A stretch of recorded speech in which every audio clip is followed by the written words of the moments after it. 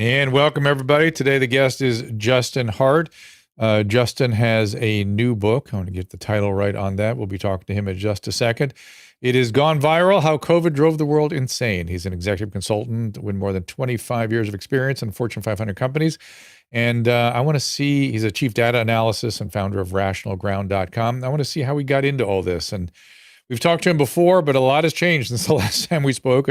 We spoke to him once on the Twitter Spaces as well, when he kindly jumped in there. As many of you Dose of might Dr. Drew. Remember those days? Yes, it was a dose of Dr. Drew when he was last on. But I want to apologize to our Twitter Spaces listeners today.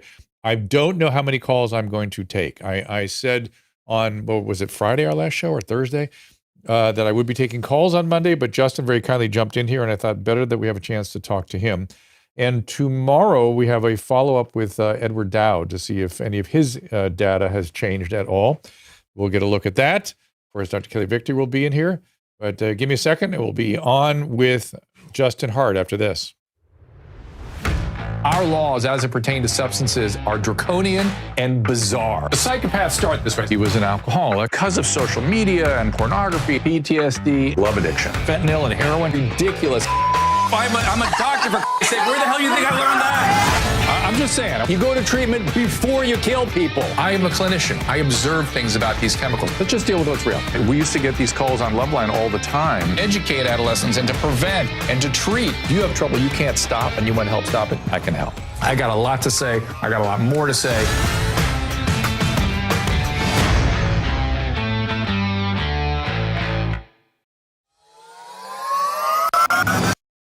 And I was just thinking how Susan and I are leaving the country in the middle of the voting tomorrow, so we will not be paying any attention to what's going on politically, and I feel greatly relieved to be doing that.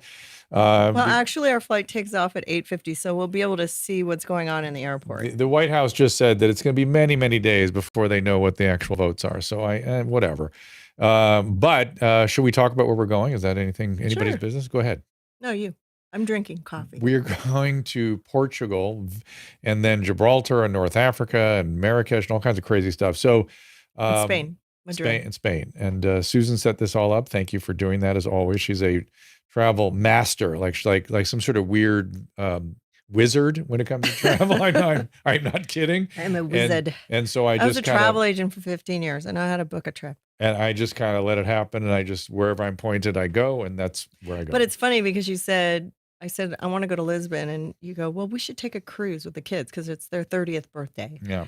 And I said, I don't know if there's any cruises in November in Lisbon. And I looked it up, and my favorite cruise line, the week of their birthday, started in Lisbon. I was like, okay, well, I guess we have to go. So if they don't like it, too bad. So probably the last family trip of all time. Next time they take us. Yeah. Next time. Well, I figured they might have kids or note. Yeah. They take us next time. Tom Segara's once a Dr. Drew mug. These are vintage mugs. This is an old HLN mug. If you see this, let me get this straight. If you see the HLN insignia here from back in my days at CNN, HLN. Still, it hasn't broken yet. Mm-hmm. We also have an Anderson Cooper, and we have a CNN. Yeah. People don't realize I was on CNN almost every night for a long, long time. We don't have a Gutfeld mug. We should get one of those. I didn't think about that. I use it when I'm there, but they don't really offer them to you. So, all right, enough of that. Enough of the silliness. Let's and Susan, I noticed on Rumble you shouted out "Good morning, Julia," which for everybody from your mom's house, you'll know exactly what that means, and we appreciate you all that have spent time with us over here. Let's get to my guest. It is Justin Hart. He's a friend of the show. He's, I said, been with us as a guest back in the days before we sort of crystallized what this show is, which we're still moving all the time in different directions. He has worked with everyone from Ron DeSantis to Scott Atlas to Jay Bhattacharya. He directed special projects, Mitt Romney campaign. He's been on multiple news outlets, and he has a new book called Gone Viral, How COVID Drove the World Insane. Justin, welcome to the program. I think Gutfield only has shot glasses. I don't think he has mugs. That's kind of his report. No, he now has these deep blue. If you look at a picture of me, I was on there like a week and a half ago, and he has these big blue chalices now. They're big. They put water in for you, and you have to kind of hold it with two hands to get it up to your mouth. And I noticed it, and I thought, wow, I should get one of these. And then I I don't follow through on stuff very well. So Hey, great to be with you, Dr. So D. Thanks for having me on. Yeah. thank you for being here today. Tell us about the book. Look, I started, you talk about vacation spaces. When I was with the Romney campaign, I came in very late to the campaign to kind of save its butt on a couple things.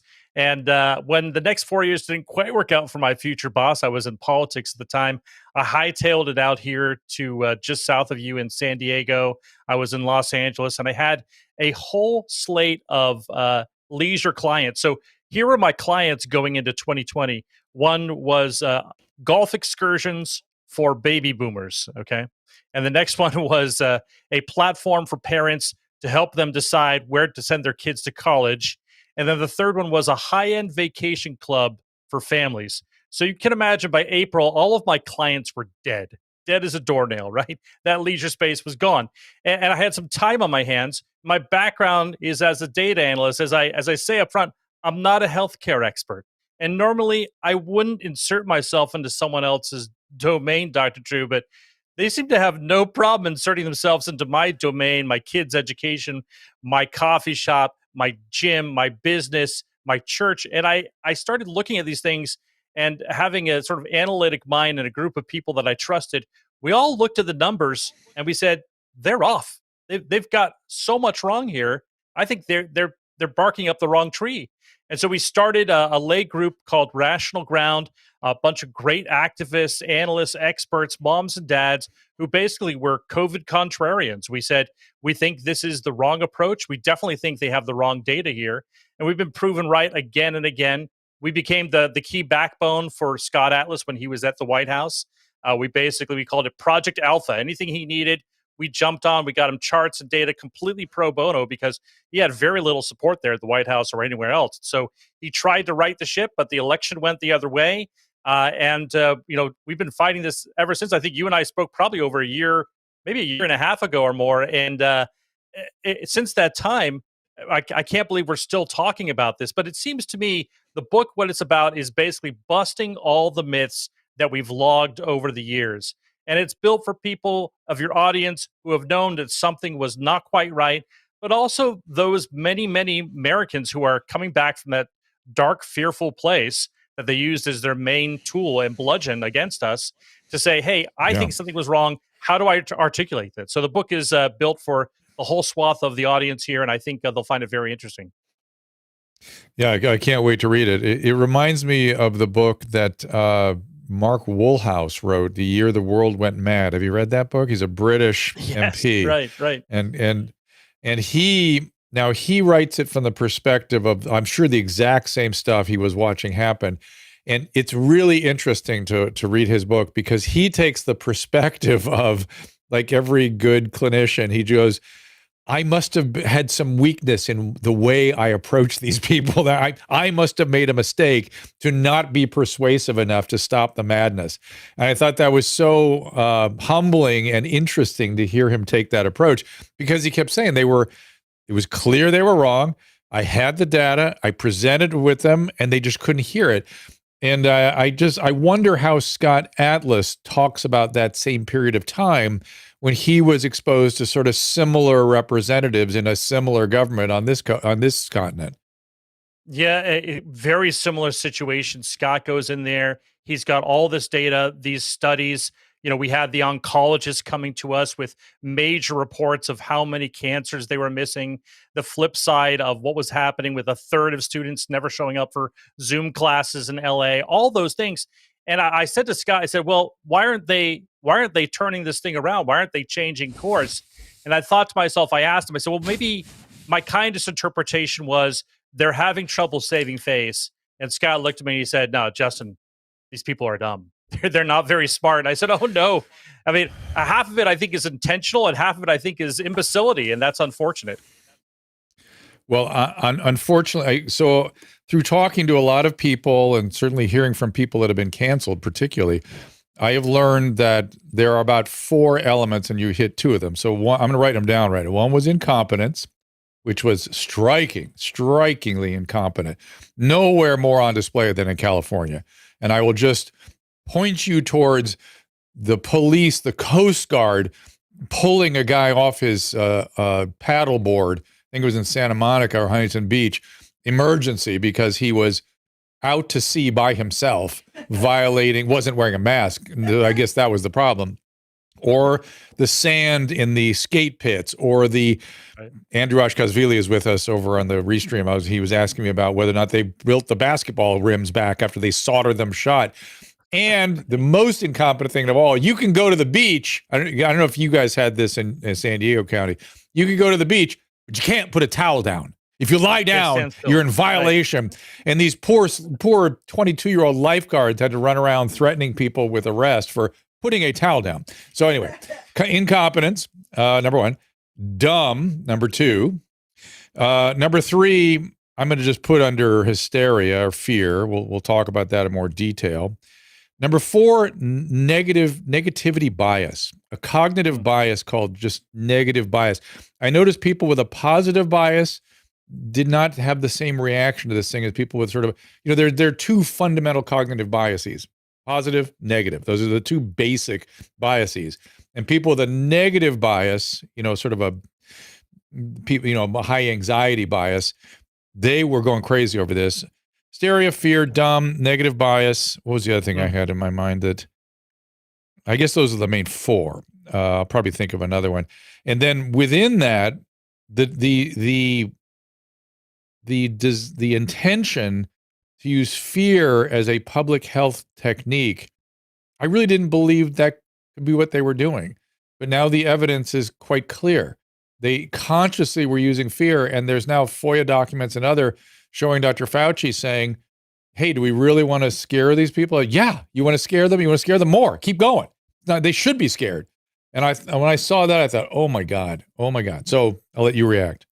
Yeah, it's really unfortunate. I got a text message. This was the summer of 2020 from a friend of mine up in LA. He said both my parents now, Justin, are dead. They were elderly.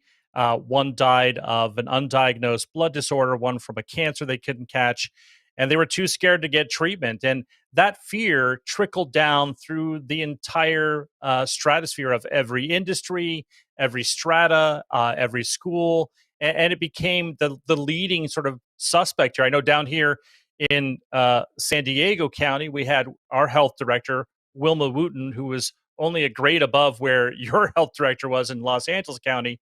And she said at one point over the pulpit, you should just suspect and expect that everyone has COVID. And I thought, you're just going to drive people insane. And I remember leaning over a friend, his daughter was sitting there at a table. She had a Target catalog that you get in the mail, and she was dutifully taking her crayon and she was coloring a mask over every single face that she could find, because that's what she thought was normal.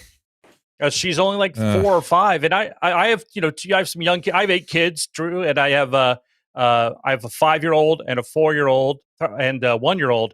And the 5 and 4-year-old were there in preschool at the time here in San Diego. And that was a difficult time. It was really challenging. The health director did everything she could to keep the masks off of our kids. But the teacher would come up to us, and I relate this in the book, and she'd just say, I'm so sorry. It's going to be a difficult time in kindergarten. Try teaching these kids how to pronounce the letter H through a mask, right? And, our group was one of the first ones to actually take the masks off of kids. And we took them we sent them with these moms. They sent them to a lab in Florida. We wanted to know what's on these things, right? And they came back with a list of things that were outrageous. It didn't have COVID, but it had pneumonia, streptococcus, it had Lyme disease, cow herpes, right, from meat eating. And what a nasty situation to put your kids in. So that's what we're at. So many people were driven to these abnormal pathological states by the press primarily, and by the government sort of pushing out the fear policy. I literally had somebody walk up to me, a reporter, a seasoned television professional in a newsroom, and he pulls me aside. This was probably the fall of 2020. So it was, a year into this thing, essentially. And he pulls me aside and he goes, this is an extinction event, right? They're just not telling us the human species is going to go extinct because of this. And I thought, Oh my God. Oh my God. No, nothing like that is happening. I mean, this is this is like so far from that. I can't even tell you. And I thought, wow, think what we have done. You have seemingly intelligent people with life experiences being brought to a delusion by the press and by the government. That to me was one of the most onerous parts of this whole experience. Yeah, I mean, look at this scenario. I thought my next thing shouldn't be a book, but it should be like a script. Consider like two star-crossed lovers. They're in San Francisco, okay? After an evening of drinking, turned into a one-night stand, right? They're slightly embarrassed. They wake up to find a couple of health inspectors at their door, and the health inspectors tell them, I'm sorry, you cannot leave this apartment. You have to, because of city guidelines, stay together for 14 days, and that sounds funny, but that was an actual edict on the books, right? I mean, it just rom-com Trump in the making. And we had those over and over again. And that's the light part. There's one stat I always cite, and this is in the book, and it kind of cuts across political boundaries. People understand it. It's hard to refute, and no one took it into account. We think that we missed in the spring, just the spring of 2020 across the country, about 200,000 cases of potential child abuse. Why? Because it's typically sharp-eyed teachers and administrators who catch those things, and kids weren't in school. People have to ask themselves, how many bruises on mom's face did you miss because she had to wear a mask at drop-off, right? Even now. Yeah. Yeah. Ooh. Yeah. So I have to say something. Yes, please. So I was looking at Apple stock today, and there's a cute little story in there about how the 14 is not coming to the United States as fast as they'd like. The 14? The 14 iPhone. Oh, everybody's iPhone waiting, 14. right? If you try to get a 14 iPhone, you can't get it The really. 14. They're making them in Hong Kong. Anyways, the factory had COVID outbreaks, and they locked the workers inside and they're not allowed to leave the building, and they have to keep working. Yeah, you just heard about that. No, I read about it this morning, and I was that just happened like, that happened about 10 days ago. okay, so this is where it's rooted from. Is this? It's rooted in the CCP. That is exactly right. So maybe we'll let Justin speak to that. We have public health authorities that were persuaded by their Chinese colleagues who lied to us and who told them that they had achieved full control of this thing.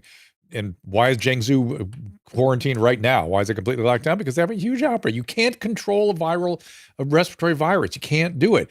And lock them inside. So smart. So it goes without saying, is the CCP did this, and we fell for it, and our officials should take an apology lap for that. But okay.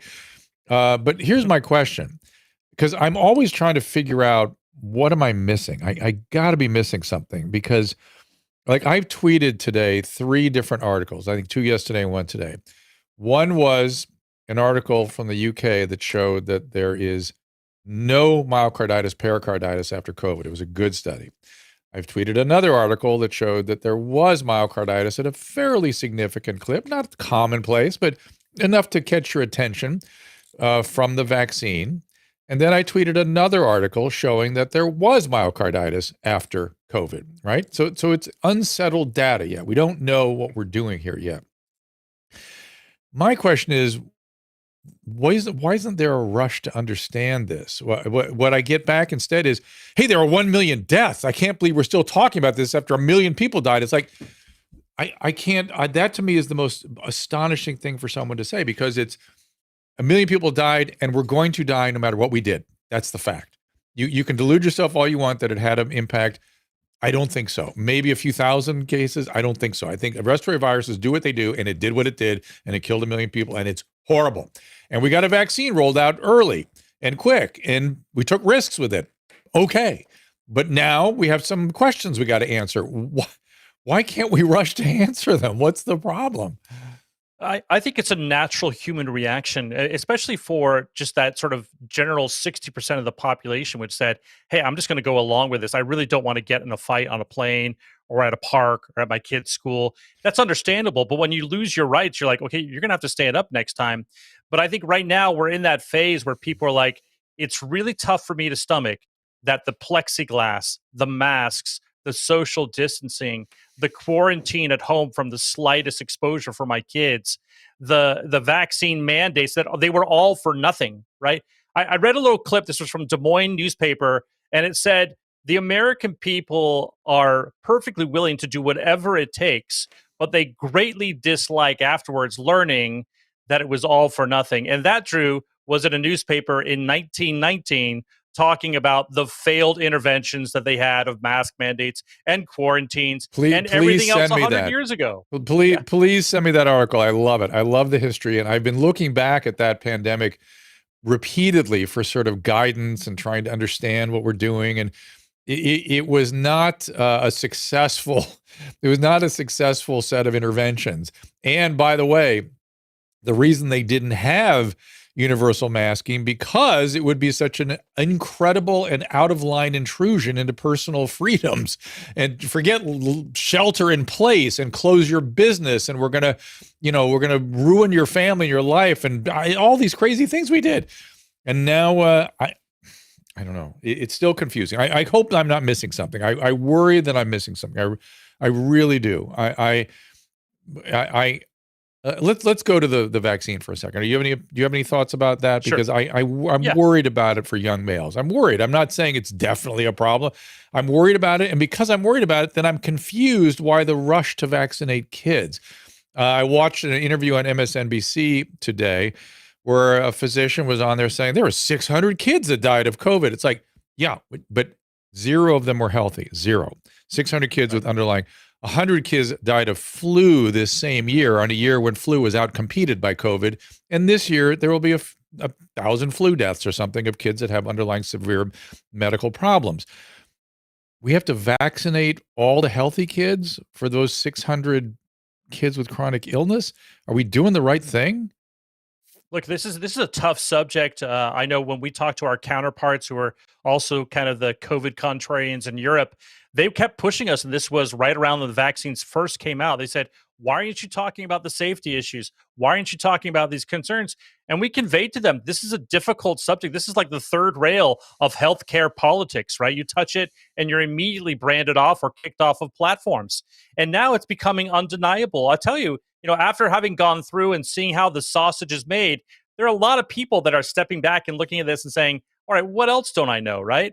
And you see how they're stepping up to approve into the schedule a vaccine that's been around for 2 years. And I vax all my kids with the regular stuff because it's, those have been out for a decade and a half before they were even considered to be put onto the schedule. And now we're rushing so quickly to this. And there's some serious issues that they take into account. I think if you look, what's really interesting, what people are I think in the government don't face up to, you look at the numbers of the uptake, right? It's less than 20% for the bivalent. For the child, infant, toddler vaccine of 6 months to 5 years, the uptake is less than 10%. And I think what they quickly realize, even the boosters are low, people know other people who have had adverse reactions, or they had some themselves. That could be a very, very strong factor for people not taking this up. I think it's kind of a cry wolf moment where they say, you've got to get this, you've got to get this. The next variant is around the corner. They're like, yeah, I know. Yeah, there's a logical, in addition to that point, which I agree with you, there's a logical fallacy in this. Take the vaccine so you don't become one of the 600 children that die. The vaccine doesn't prevent infection. It doesn't prevent transmission. And after 3 months, it doesn't seem to impact severity either. So what the hell? What is the reason? Unless I'm missing something, I must be missing something. I feel like some sort of weird Alice in Wonderland. Like what is going on? What am I missing? I think it comes back to the point where it's difficult for them to save face now. They made this bed. They have to lay in it, as the old 19th century saying goes, and they're not about to get out. If they do, you can see Dr. Fauci on these presentations. He says, I don't want to say mistake because it'll be taken out of context, right? And when he says, he goes up with a straight face and says, I didn't shut down anything. We put together a compilation of 25 ways, he said, shut down the country, right? I mean, stop gaslighting us. Just be honest and open. They can't do it because they know that it's a tough road back. They went so far deep into this thing. That's my kindest interpretation, is that they're having trouble saving face. A lot of my readers will come to me and say, I think it's nefarious. I think they're doing it on purpose. And I'm like, well, it's hard for me to dispute anything these days, right? I have a lawsuit, as you know, against Twitter, against Facebook, against the government, because my accounts were taken down right around the time that Jen Psaki came over the pulpit and said, we're working with Twitter and Facebook to take down accounts, right?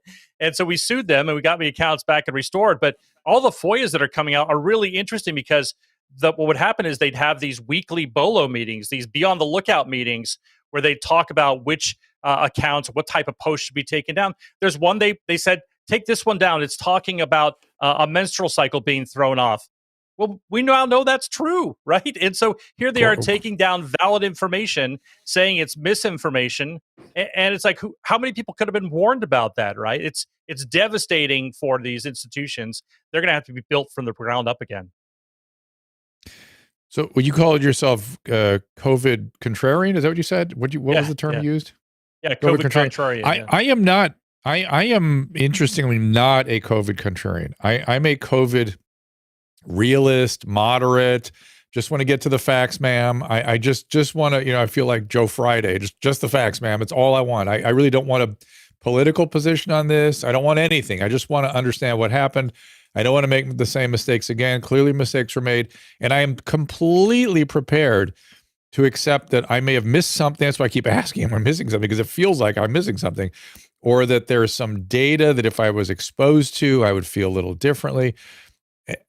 Help me here, Justin. Is there something some trove of data that would somehow persuade me that there should have been lockdowns? 3-year-olds should be masked in spite of the whole world not doing that. That vaccines for 11-year-olds are a brilliant idea. I can't get there. I don't know how we get there. It's impossible. They don't present any data with it, right? When Dr. Fauci gets up there and says he shields himself by saying, if you're criticizing me, you're criticizing science. He doesn't bring with him, hey, here are the 5 studies, RCTs, that show that, masking kids is not going to harm them. It actually could be beneficial. There's none of that. Instead, we've got all the data on our side. We have multiple studies. And the thing is, right, we had this really unique, interesting issue that came up this last week with someone who's a very good data analyst and academic, Emily Oster out of Brown University. She put out this article on The Atlantic talking about how she was calling for amnesty. And she said, well, we just didn't know until now. And we said, that's not the case. We went through and produced, I think we're up to like 70 different studies from just March and April of 2020. Almost every issue, from plexiglass down to kid masking, down to quarantines, down to age stratification, that it was all there. I mean, and we had, John, I remember feeling, Dr. Drew, when I put my neck out there in March, early March, and I said, my first article was, the coronavirus dashboards will kill us all long before the virus ever will. And I really believe that. I thought it was a data mess, right? And I woke up one night in sweat saying, what if I'm wrong? What if this is the apocalypse? Next morning, John Ioannidis, most cited living doctor, academic in literature right now, and he put out a clarion call and said, this is a once-in-a-lifetime data fiasco, and we're making terrible, terrible decisions on it. Yeah, I think that is true. I'm prepared to be wrong. I hope I'm wrong, but so far nothing has persuaded me otherwise. And you certainly aren't changing my opinion today. And I hate that. It's hard. It's hard when particularly when you've looked to the CDC and Dr. Fauci your entire career. As I've said repeatedly on this stream, it's why I got involved in radio. I was very deep into taking care of AIDS patients, and Dr. Fauci was a major figure for me and all that, and encouraged us to go teach and get out. Now, I remember back then some of the beginnings of what you're seeing now were already present. He would react very harshly to anybody that was not towing the line, and he instructed us to use fear. He kept saying, tell them there are going to be 2 million deaths if you don't do something. And do you think that was right now that you've seen this? Do I think that was right then? I mean, it's hard to stop people from having sex. Interestingly, I don't remember using fear. I remember using the data and saying, hey, we got to pay attention here. Remember, that was an illness with a 100% fatality rate, 100% fatal in all cases, no exceptions. And that was it at the time. Did you think fear was going to work for that? No, in fact, we developed this whole strategy because we knew fear wouldn't work. This was early in the pandemic. I kept saying this. Why did we throw away what we learned in AIDS? What we learned in AIDS was that you needed to use humor and narrative, relatable characters, music. And if you told a little story, like, so Loveline was about telling cases. We'd have cases, and then we had a comedian lighting it up. That was the original model. That was what we used. And they actually had a field of study in public health on how to, because doctors in the windows weren't changing behavior, but the stories were. It's why I got involved with Teen Mom. I knew those stories would impact teen pregnancy. Because you tell the stories, kids aren't dumb, they get it, but a authority figure in a white coat telling you what to do, they learn it, they don't change their behavior.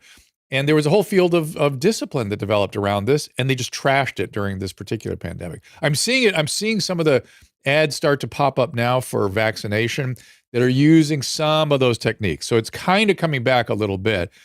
I'm fine. It's not fear. Fear is destructive in all cases. Yeah, I think the stories are the key thing. In fact, the way we organized the book, the first submission I had of the manuscript, the editor said, "This is fantastic and completely unpublishable." Well, what's going on? He's like, "You got all the charts, data here." He moved them all to the back, so I call up some of the data points, but the thing is really chock full of these really interesting stories. Some of them are humorous, like one of the reasons I dug into it was what happened with like the TP shortage, right?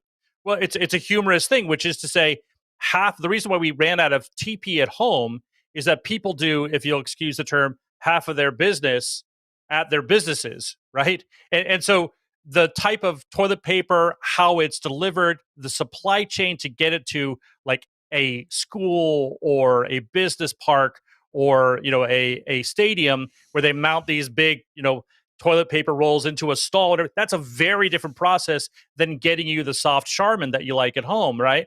And so they had to completely revamp the way that they did things, which is why we all ran out of toilet paper for a while there. And so they had to redo the manufacturing process, delivery process. It's really funny, though. This is always a humorous one. Go Google the phrase Charmin forever, and you'll see that the Charmin marketers are keen at work. They've got all of this backup now, these large toilet paper rolls. You know the ones I'm talking about, where they install them and they just never run out into an airport or something like that. Yep. And so Charmin Forever will send you a metal mount, and it lasts for a month. They say you put it right next to your toilet. There you go. So we try to lighten things up there, and then we couple it with some of the cancer stuff that's really devastating out there. Or just think about, for example, in Las Vegas, we did some interviews with people that were engineers there in Vegas, and they spent most of their spring 2020 walking the halls like Jack Nicholson in The Shining and flushing toilets and running showers because it's designed for a certain amount of people staying there on a regular basis. They shut down for 2 months. You're going to have Legionnaire's disease and worse things come up. So crazy impacts on industry as we go through all that. Aspergillus.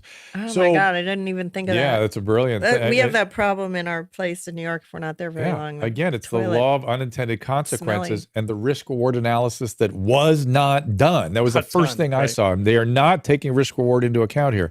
So I have to take a little break, but what I want you to do when you get back, and think about this across the break, I'm really interested in the experiences of people who were sort of in these various White Houses and the public health communities, who, when they were making these decisions, like I learned a great deal from Paul Alexander, who was there when they were having the debate about what social distancing even was. And they just made it up out of whole cloth. But he was there, and that fascinates me. And that fits with my understanding. I've never heard of 6 feet social distancing before this pandemic. It didn't exist anywhere. Dr. Alexander, right? Paul Alexander, yeah. And but I'm wondering if you can tell us give us any insight into what that all looked like. I had another friend of mine who was there in the White House, and he said he raised his hand. He was on the sort of ONDCP side, the drug czar side. And he was I think he said he was in the Oval Office one day, and there was a guy setting this policy, and he goes, I think you should, this doesn't sound right to me. Maybe you ought to kind of go. He said the guy turned beet red and started screaming at him, just listen to me. You're going to do it my way. People are going to die. And it's like, that'd be like me in medicine screaming at a patient because they elected not to take some medication I was suggesting. There's no place for anything like that anywhere in health or public health. And that kind of, again, that phenomenon of fear and negativity and negative bias and then hubris around what they were doing, that created some strange policies, strange bedfellows. And so I'm not have you respond yet because I got to take a break. When we get back, if Dr. Atlas had any insight having been there on the ground when this all went down. We'll be right back with Justin Hart. Consumer price index yet again going up, stock market in turmoil. What's our government doing to quell the surge of inflation that is gutting American families? Oh yeah, they're spending more money and adding to the burden. Don't bury your head in the sand while your savings get decimated. It's time to do something about this. Visit birchgold.com/Drew. Now, I don't give investment advice, but you can visit birchgold, BIRCH, gold.com/Drew. Birch Gold will send you a free info kit on protecting your savings with gold in a tax-sheltered account. Great people with almost 20 years of experience converting IRAs and 401ks into precious metals IRAs. Don't let your savings lose value. Visit birchgold.com/Drew and claim your free, no-obligation info kit from Birch Gold. You can own physical gold and silver in a tax-sheltered retirement account, and Birch Gold will help you do it. Birch Gold has an A+ rating with the Better Business Bureau, countless 5-star reviews, and thousands of satisfied customers. Check them out now. Visit birchgold.com/Drew and secure your future with gold. Do it now. For a long time, I've been talking about the holy grail of skincare, Genucel, and the amazing results that both Susan and I have seen. I'm a big fan of Genucel's Silky Smooth XV. It's a moisturizer soaked right into my skin instantly, and with its immediate effects, I saw fine lines and wrinkles visibly disappear within 12 hours. Susan loves Genucel's vitamin C serum, infused with the purest vitamin C, absorbs to the deepest layer of the skin thanks to Genucel's proprietary skincare technology. I am a snob when it comes to using products on my face. The dermatologist makes a ton of money from me. But when I was introduced to Genucel, I was so happy because it's so affordable and it works great. I was introduced to the Ultra Retinol Cream, which I love at night. All the eye creams are amazing. People notice my skin all the time, and I'm so excited because it's actually working. And right now, Genucel has bundled my favorite products and Susan's for you to try today for up to 60% off retail pricing. That's right. Save up to 60% on my favorite Genucel products today. Just go to genucel.com/Drew to see what's in our bundles and receive an extra 10% off at checkout when you enroll in their personal concierge at checkout. That again is genucel.com/Drew, GENUCEL.com/DREW. And we are back with Justin Hart. And I'm looking at the Twitter spaces here, and some of you are raising your hand to come up and ask questions. I am going to try to maybe get some people up here to ask questions. And just a reminder that if you are brought up, you'll be streaming out on multiple platforms. What's DMSO? DMSO is it's a organic kind of solvent that drags things through your tissue into the soft tissue. Somebody asked if Genucel uses DSMO. DMSO, I don't believe there's any DMSO. I'm not. No, it's very organic. I worry about DMSO wherever it's used because it drags a lot of things into your soft tissue in addition to what you want dragged in. And I remember when I was in organic chemistry, we were warned against DMSO dragging in heavy metals and things, and just don't get near the DMSO. Yeah, this is sort of all natural and just it isn't uber chemical oriented. No, there's some retinoids and retinoic acids, and right? things that really good work. for your skin. So, yeah, things that we know work. Helps build the collagen. All right, so Justin, any thoughts about what it looked like from the standpoint of Scott Atlas? Because he was pretty spot on most of. I was you're looking at my wrinkles. You want some thinking, Genucel? Yeah, get the Genucel. It works good. Right. It works great. I have to think about that. Yes. So he to me was somebody who was kind of on, seemed to be sort of on target most of the pandemic. He's made sense. He was rational. He was non-inflammatory. He was not hubristic. What did it look like from his vantage point? Yeah, I think it was a lot of frustration. They had gone, by that time when he arrived in July, several months into this same sort of offset of interventions and lockdowns. And then, they start basically giving these tools to the governors and to local leaders like mask mandates, right? I mean, the masks really weren't for stopping the spread. They were basically seen as sort of gears that governors could use, scapegoats, if you will. Cases are going up. Why aren't you masking hard enough? Cases are going down. Thank you for masking. I remember your accounts to me. I think he recounts in the book too how he's in front of President Trump and he's there with Dr. Birx, and it's after the summer wave of 2020, and she says, "Well, they've been masking so hard there in Arizona," and Scott just says blatantly, it had nothing to do with masks. I mean, it's just Gompert's curve, right? We see it again and again. We would show this sort of, it's been known for 50 years that these seasonal patterns go up and down. When we map 2020 to 2021, in some areas, almost to a date, the thing would peak and come back down. And no one else was calling that out. I think this because it's difficult for them to disrupt the narrative that they've already built. And I think that's kind of what I came across with, is that they would just try to see whatever they could that would work. And they're very message prone. I mean, you have the Surgeon General Adams, who's just not, I just don't think he's the brightest guy. And he's sitting there on camera, he's showing you how to take a t-shirt and wrap it into a mask. And what's crazy is I'm sure that every single OSHA certified person on planet Earth looked at that and just screamed inside their heart, right? But they knew they couldn't say anything because, it was kind of out the door. Everyone knew that there's no, for example, N95s that have ever been approved for kids, and yet they still stayed silent. I think that's the main thing with the gal we were talking about before, Professor Oster. She had the data early on with masking interventions in schools. She was the only person gathering it. She was gathering it very astutely too, across New York, across Florida. And so we came out with the data. We looked at her data. We said, hey, look, it looks like for schools that mask up, they have case rates that are 21% higher than schools that don't.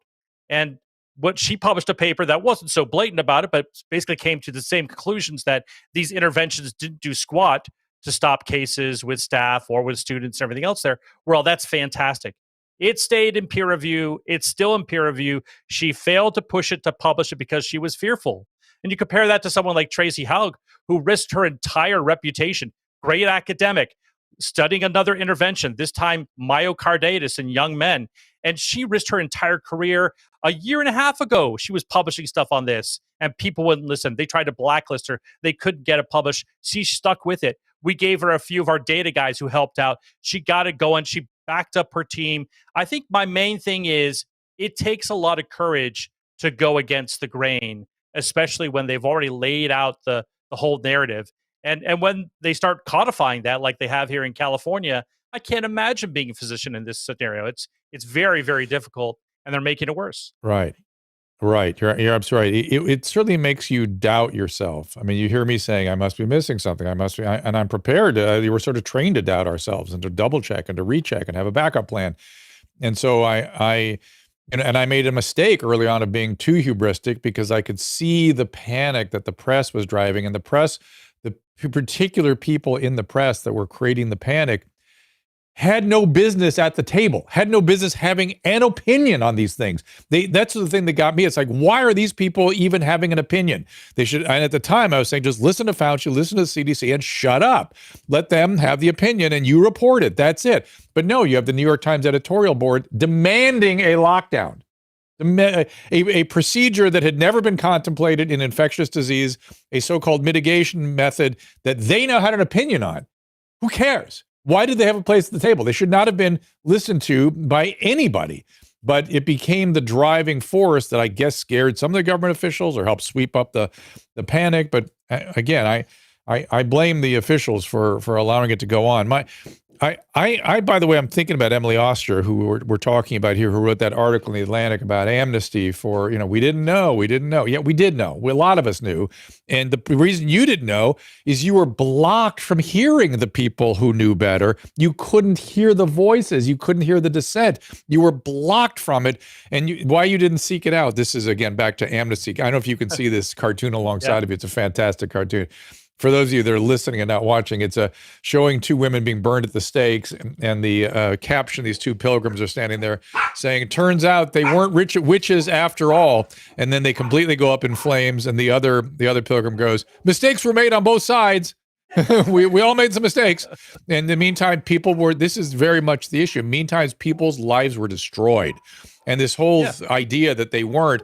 There's a place called Tin Horn Flats out here. It's been a family restaurant for like 3 generations.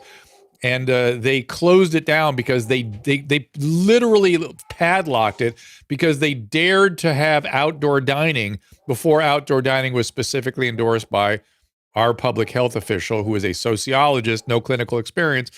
Okay, whatever. And these people's lives were destroyed.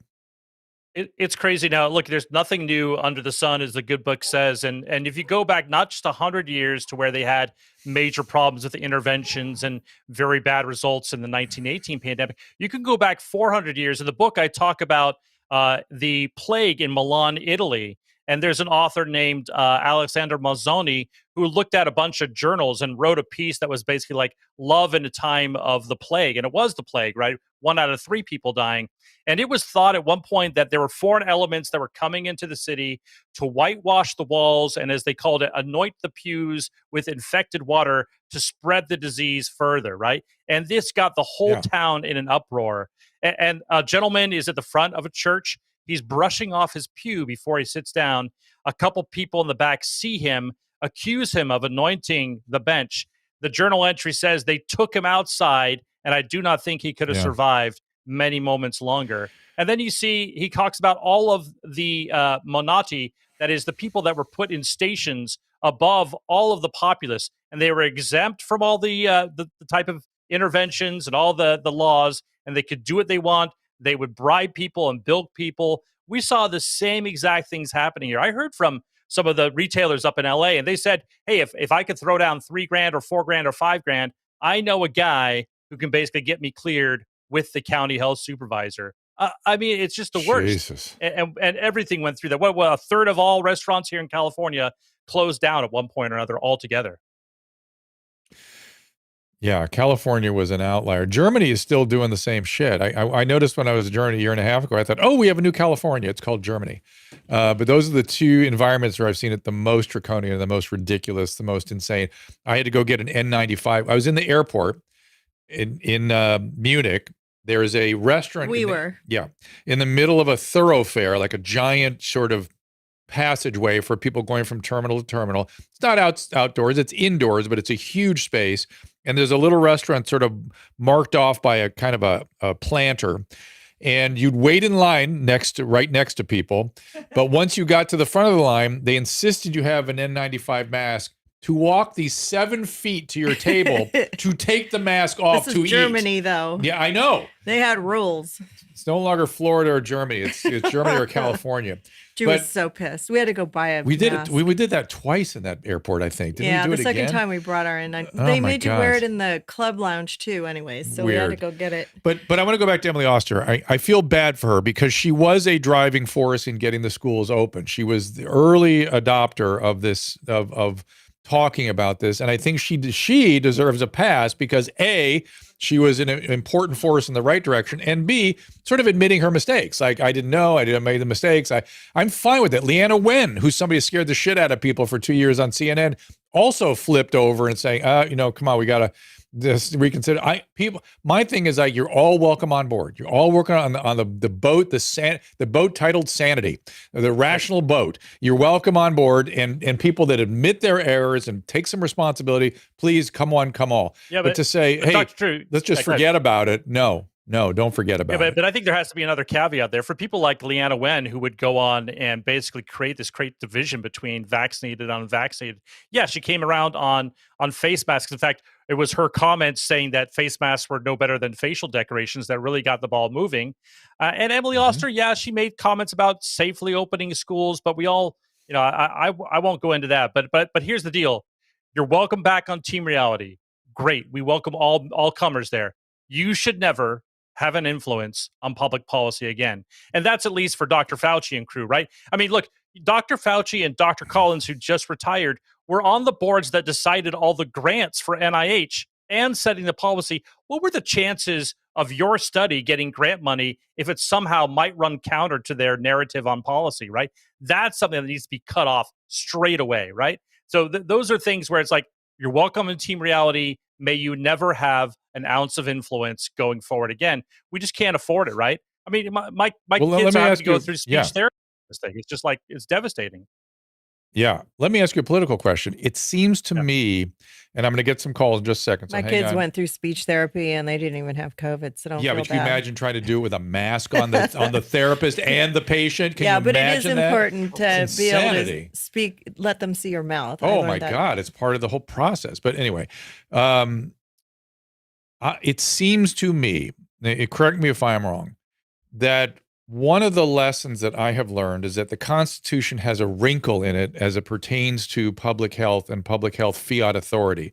And that it seems to me that each state has got to address this and to limit somehow this out of control authority in the hands of public health in an emergency.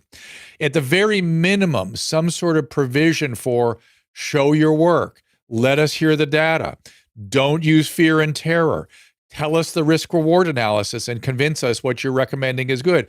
And then, by the way, you, as the non-elected public health official, should have no voice per se, but then to explain your thing and hand off to the elected officials who should have the authority. Is that not true? A, is that not what we need to do? And B, can we do it?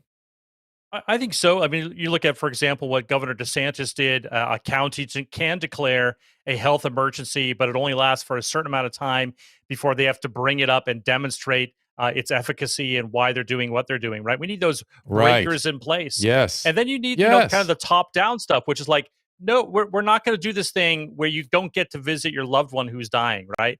No. We had a chance. Yeah, we had a chance. Our group in 2020 in the summer, Governor DeSantis allowed team members of ours to actually look at 700 redacted death certificates. Okay, didn't have personal information, but we had all the causes, 1, 2, and everything else there.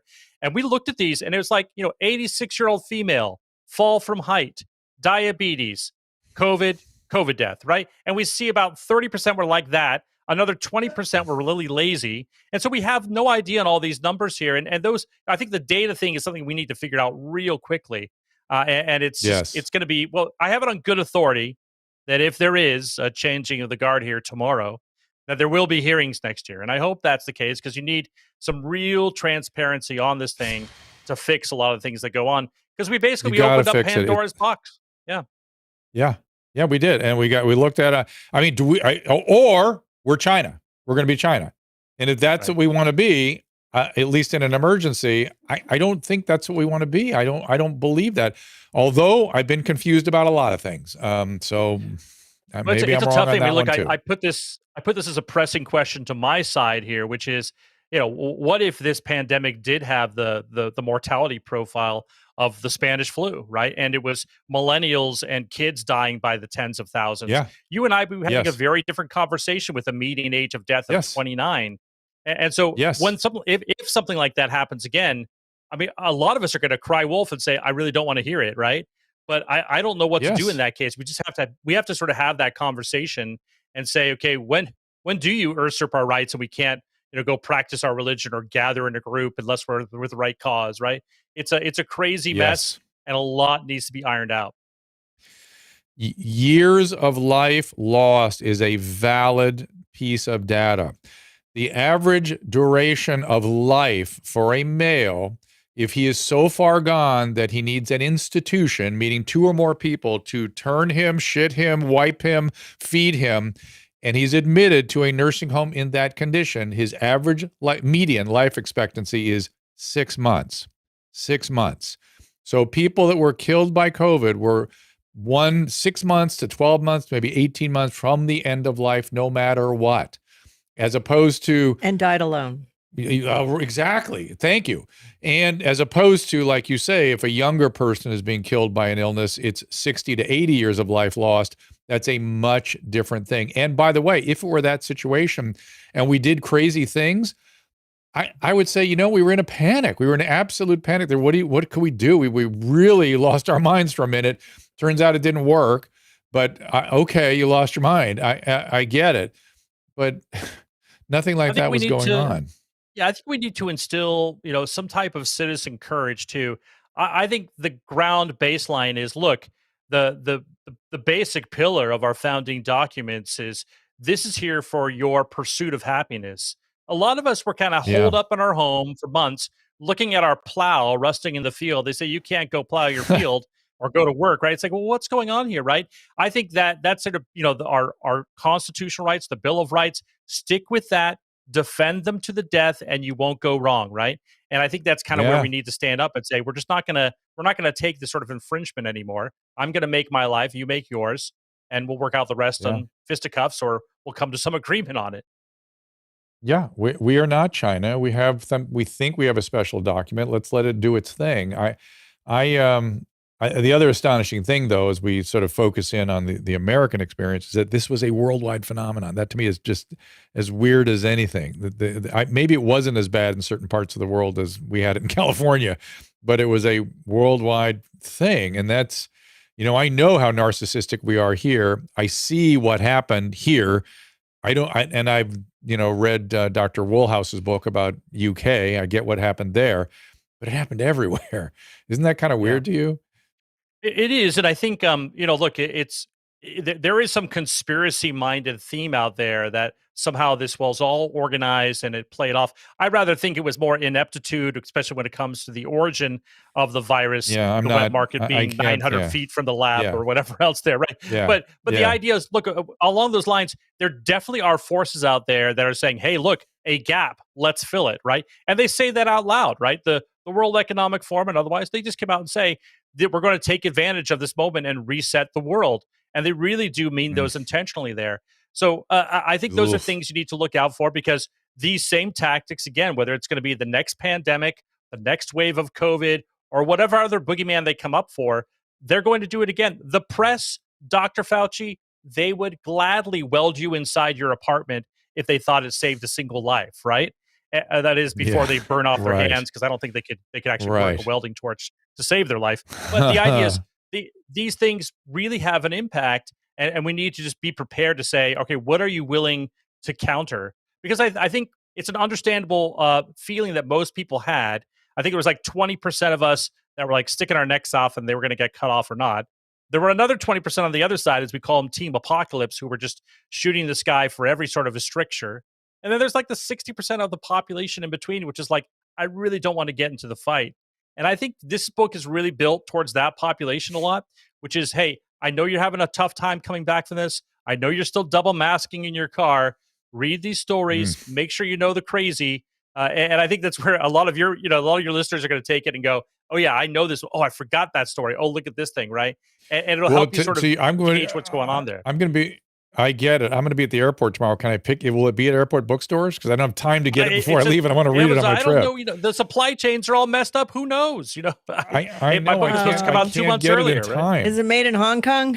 I can't. Susan, maybe we tried for an overnight delivery of his book. We get it by tomorrow night. I don't know. Get on your You phone. might try Amazon's kind of tie it on it too. It's good stuff. But yeah, look, Kindle. You got it on Kindle if you like to read those things. But that's a good idea. That's good idea. It's on Audible too. You can get it there on audiobook. But look, I think in the end, what's that? No, not me. Are you the reading? Okay. No, we got some professional guy to do. I would love to read it, but I got 8 kids. I would get interrupted. I'm surprised I haven't gotten. I know, Susan. Did you hear how many 8 kids? I knew you missed that. Yeah. I knew you missed it when he said it in the first. Well, the dog groomer was here. He's got a 3, 5, 8-year-old and 5 more. Yeah, oh my God! When he said that, bless you. Oh my gosh! It's a Brady Bunch, right? It's like we have 3 with my current wife Jenny. So yeah, well, we had a child in the pandemic. You that tweeted? You were the one that tweeted the Saturday Night Live the video spoof, right? Yeah. You know how that feels, right? To be yeah. Oh yes. Have the freedom from your family if you have COVID. They did a fake commercial about COVID, and it was funny, but not funny. It was funny. It was funny. And it was the funniest thing in the whole night. And again, another astonishing things to me. People are like, I don't see what's funny about this. Like, what is not funny about it? What is wrong with you people? Anyway, Betsy's. I called up here for some speaking. We're going to get people to up to the podium. So yeah, it's funny if you were getting Omicron. It's funny given the sweep of what we've been through. It's funny. Yeah. Look, but humor has been used through adversity throughout human history. That's when it's most appropriate and most useful and most effective. And by the way, most funny. But Justin can relate to that. He's got 8 kids. Yeah, exactly. Betsy, I see you there. What's going on? Betsy.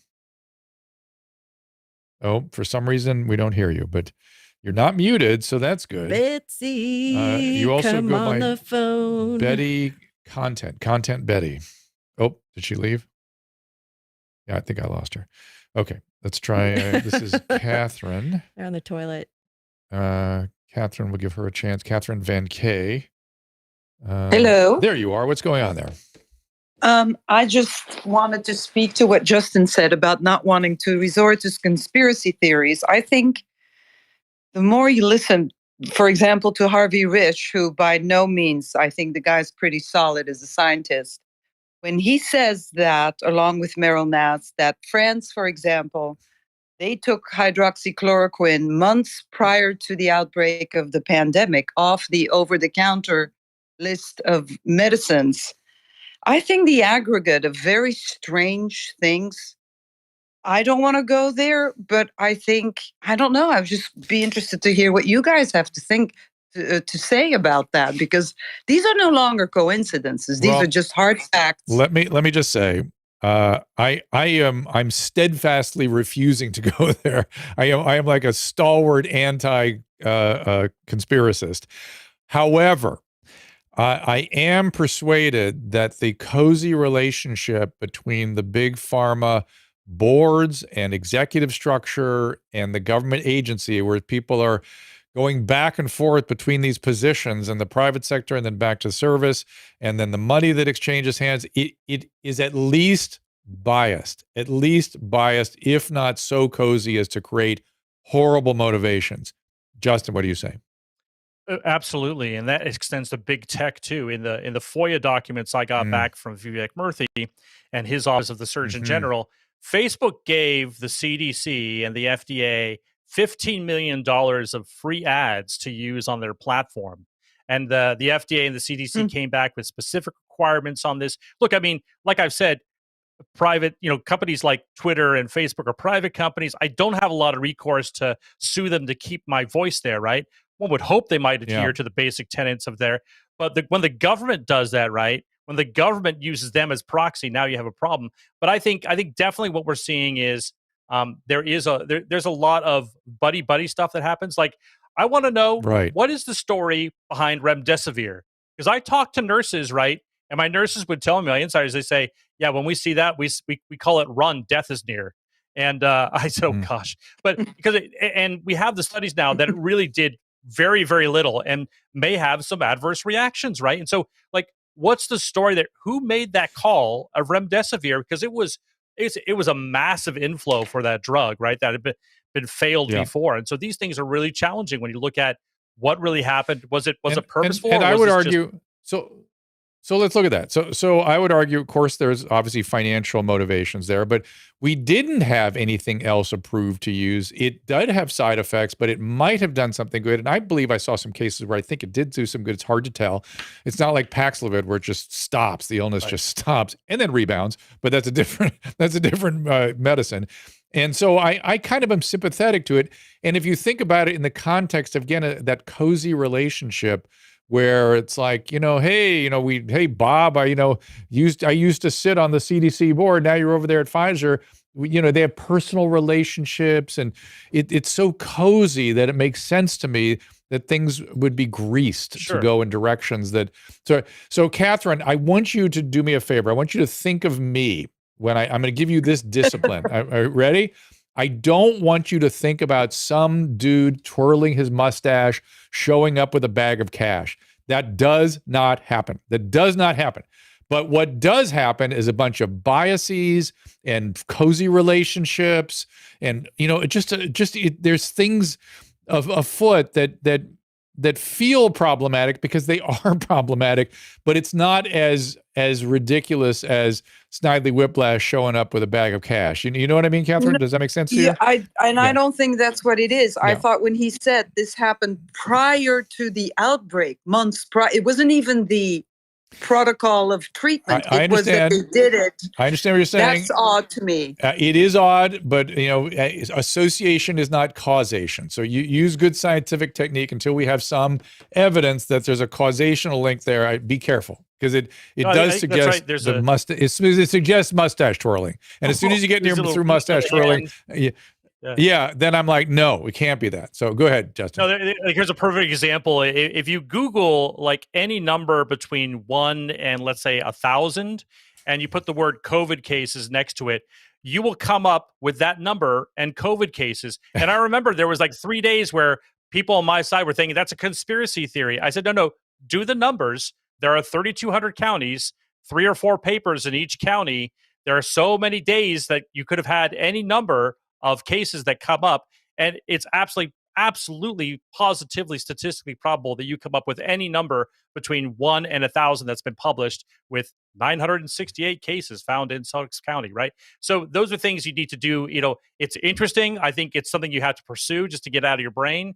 But you're right. You can't get down too far. I went down the rabbit hole the other day on some of this stuff I was looking at, and I'll tell you, oh boy, I'm glad someone pulled me out of that, because I tell you, but that's the whole thing. It's like, I used to trust kind of this particular vein of authority, and I don't trust anything now, right? I'm looking back at all the studies to say what's going on. And that's unfortunate, because there's something about having a trust in an institution, and even in your doctor, that like helps you through the efficiency of life, right?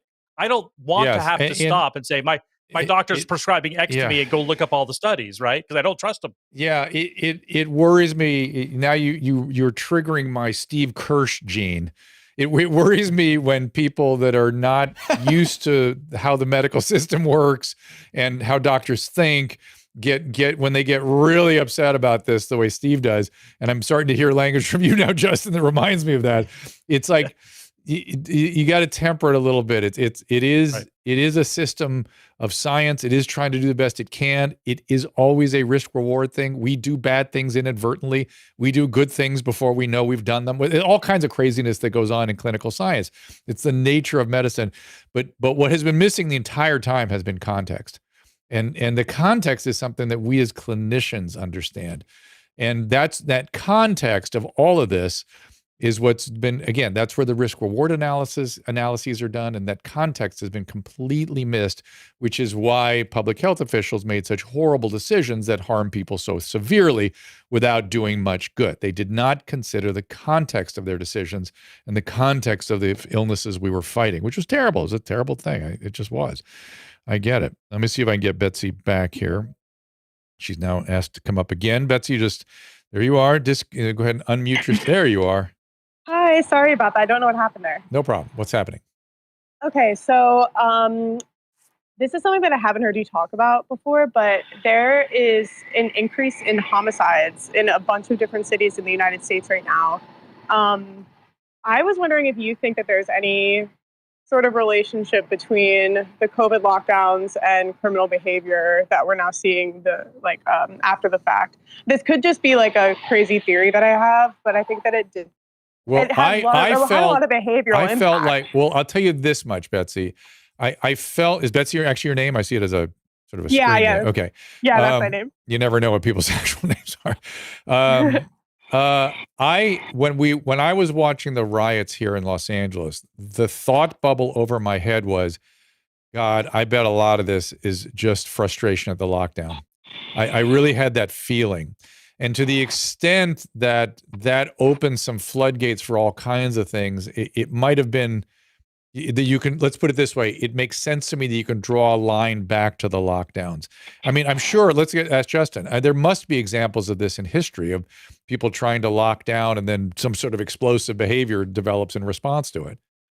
Yeah, typically these sort of pandemic episodes are followed on close on the heels by war in many instances. But in our case, especially, you look at, by one study, there was an estimate that from surveys that 55% of kids experience some type of parental abuse, or what they interpreted as parental abuse, during the lockdowns. And heaven knows if you're so that was your family for so long, right? And then you look at, I think 1 out of every 5 high schoolers and on to college age had ideations of suicide, which is above the board there too. So there's a lot of things that you can definitely point to, which were just fraying apart the mental psychosis of Americans there. I mean, it makes sense. So we have a mass formation and we have a lockdown. It would be weird if we didn't have some sort of crazy reaction, right? And I totally agree. And as we always say, it's the most vulnerable to get hit. Yeah, people that have mental illness and things, those are the ones that are going to fly off first. And they can be violent. It happens. It's not, I understand they're more likely to be the object of violence, but they can also be violent. And we're creating a recipe for that, it seems to me. And just even the average person what I hear all the time is people can't find meaning and purpose, and why bother is sort of the credo of the day. And if you really don't care about anything, and you get into kind of a delusional thought process, you know, Yeah, definitely. And like I saw some Pew research just came out about how violent crime actually isn't increasing, but it didn't include homicides. This just came out like last week, and I'm like, okay, interesting thing to put out right before the election is happening, when there's a lot of like progressive prosecution going on in the country and a lot of sort of more holistic approaches. Betsy, it's another situation where I think to myself, am I deluded? I can't walk down the street in downtown Los Angeles. I haven't been able to walk down the street there in a year and a half. Is that just my own personal fear, or is it actually the people coming up to me aggressively with the machetes and stuff? I don't know which. One seems to be happening. I see it with my eyes. What am I? Again, it's this strange feeling I have. What am I missing? The data isn't reflecting it. How could that be? Yeah, I mean, it is reflecting. I work in crime statistics actually at the Philadelphia District Attorney's Office, and there's like Philadelphia is experiencing like the highest increase in violent crime, and specifically homicides, that they've ever seen since the 60s. And it's like, I don't see another explanation, and nobody that I work with would ever entertain the idea that, you know, masking or just any lockdown measure could have had an impact on people's behavior. Human behavior, you know, human behavior on the margins, when you do anything to large numbers of people, shit happens. It's hard to predict what that shit's going to be, but people react, and it doesn't have to just remain on the margins, frankly. If you stress a human population, guess what? The shit happens. So yeah, I think you're onto something, Betsy. Please collect the data. Please keep us posted, okay? Oh, I'm trying. And by the way, how else do you address it? How do you address these things unless you look at the root cause and get honest about it? What's supposed to happen in medicine? We're supposed to pretend that, I don't understand what the biology is. Let's consult the stars. You gotta look at it. You gotta figure it out. Call a psychic. Yep. Anyway, Betsy, thanks for the call. Appreciate it. Yeah, I love the show. All right, thank you. Very interesting. Well, Justin, we've put in a big chunk of time here. I don't want to keep you much longer. That was an interesting way to kind of wrap things up. I don't have time to get to other callers. I appreciate those of you that did ask. There's the book, Gone Viral, How COVID Drove the World Insane. I'm going to be so pissed if I can't get it by the plane tomorrow. So I'm going to work hard at it. All right, do that. I don't know that I'm going to find it in London when I get there, or Portugal, or wherever we're going. Yeah, they don't supply have chain. Amazon It'll get there in 3 years. Yes. So, is there anything else, Justin, before we need to wrap this up? Did I miss anything? Is there any other points you wanted to make? Yeah, I think when you go into the voting booth tomorrow, just keep these things in mind. What you experienced, right? That actually happened. Don't let people gaslight you out of that, because it will have an impact on your life, your kids, and hopefully you can do this so your kids' don't have to go through it again 100 years from now. And my thing is pretty simple. I'm an independent, so I get to see the extremes on both sides, and so I don't have a horse in the race.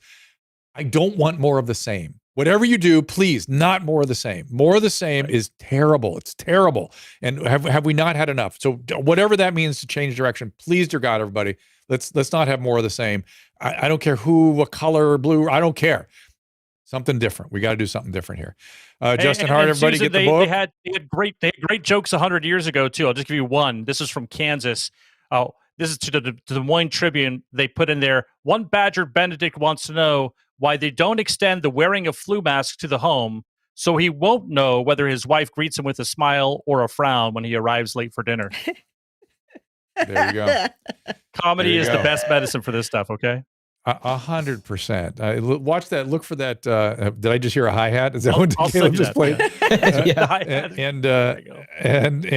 Good. Search out that Saturday Night Live fake commercial about COVID. See if you don't think that was funny. It feels better when you watch that commercial. It's like, okay, it's making fun of a serious thing. Well, you set me up. You said people are talking about this. I wish you hadn't done that. You should have just seen my reaction to it. You're right. I have a weird problem with I have a weird problem with when I once exposed somebody to Spoiler something, alert. I like tell them the whole story before I show it to them.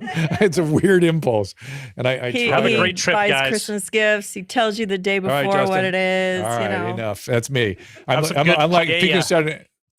Thanks, Justin. We'll talk to you soon. All right, see we'll see you. you soon. See you when we Go get back. kiss those babies. And I will. For the rest I of you, it reminds me. I remind myself of that Kristen Ridge, that wig character, that when she has to surprise somebody, she goes, you can't do it. She just puts a pillow in her mouth. And like, I thought, yeah, that's pretty much me, and I just blurted it out. Yeah. I So, know, it's true. that you know which character I'm talking about, right? Susan? Yes. Yeah. Okay. I know. How good is Caleb? Can he pull up a clip? I can't get it up that quickly. I was going to try to find You it, can't but also, they'll it's also actually- tag us if we put it up. I found it actually what? very refreshing how SNL has actually made some really funny skits about the pandemic. Yes. Like right around the time Yes. of the masking, everyone was, it was definitely over by then. They made a whole skit Well, about the the best one- masks. Did the we ever best one really need the was- masks? Correct. They did that one, and the other one I thought was actually more brilliant. Even was they had it was a neighborhood social event, and there was a black family and a couple of white families, and they were going on about the vaccine, and they got to get the vaccine, and the kids vaccinated, and the mom and dad. The two black parents in the room were like, "Oh yeah, you got to get vaccinated. Oh, well, that vaccine is important." And they turned to the parents, these two black parents, and go, "Are you getting it anytime soon?" They go, "Oh no, no. We're Nope. not gonna, no. We're not getting the vaccine. Don't want anything to do with that." but you, They it's were- a great idea. Go ahead. They were the smart ones now. So I thought that was a really clever. Yeah, that's right. Greg is reminding us we'll get a copyright strike. if we It put also anything felt for like, SNL. That's true. to me, Yeah. that in my mind, the official end of the pandemic was whenever they turned the cameras on SNL and you could see the whole audience and no one in the Without audience mask. was Yeah. no one was wearing a mask. Whereas before every Yeah. shot, Yeah. even the musicians were They wearing had to get a masks and COVID test behind to get in glass. there. You Right. Made me couldn't feel walk so in much the building happier. without a COVID test. But even with COVID tests, people got weird. So I don't know. So anyway, so good discussion, interesting ideas. Tomorrow we're going to do a full update with Edward Dowd. I will see if it's the same, different, More what his ideas statistics are, and- more stats. Kelly Victory in here.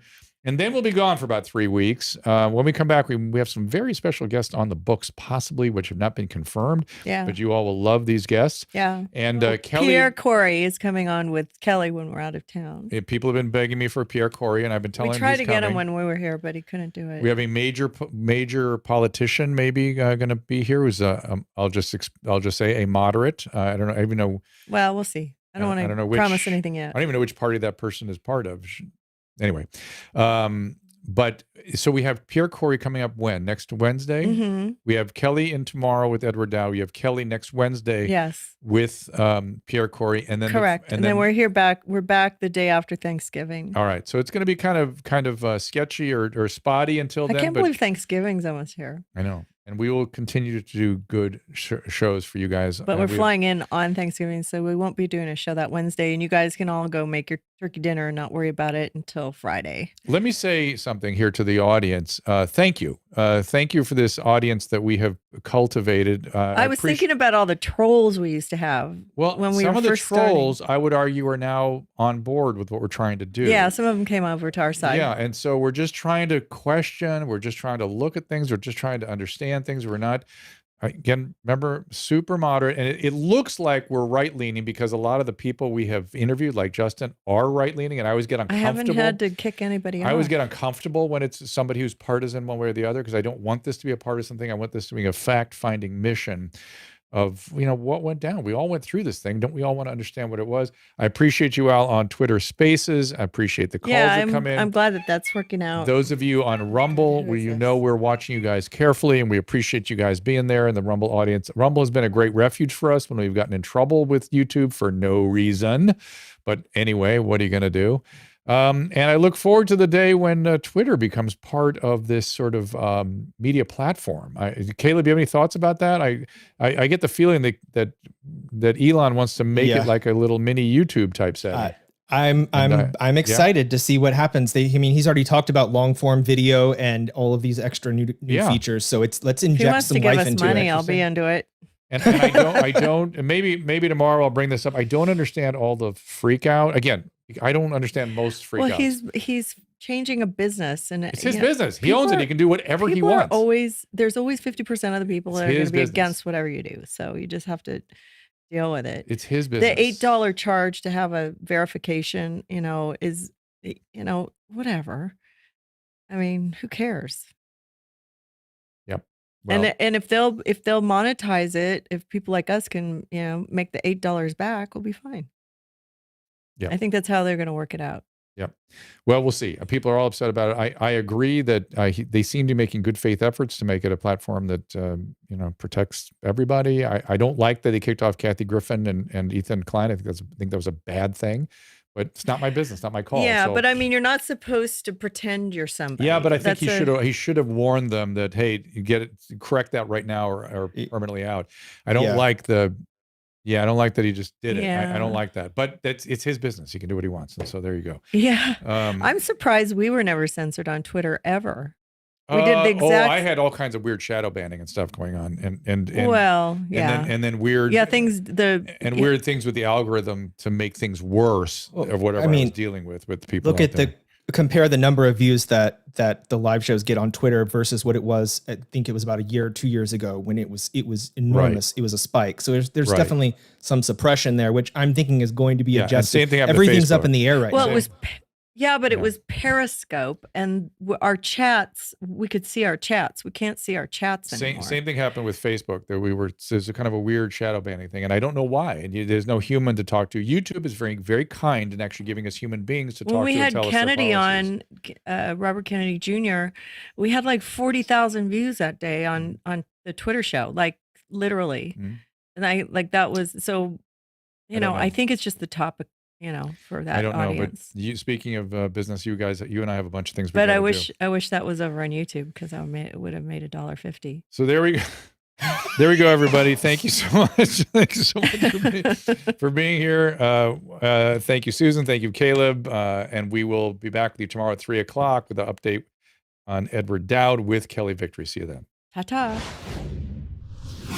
Ask Dr. Drew is produced by Caleb Nation and Susan Pinsky. As a reminder, the discussions here are not a substitute for medical care, diagnosis, or treatment.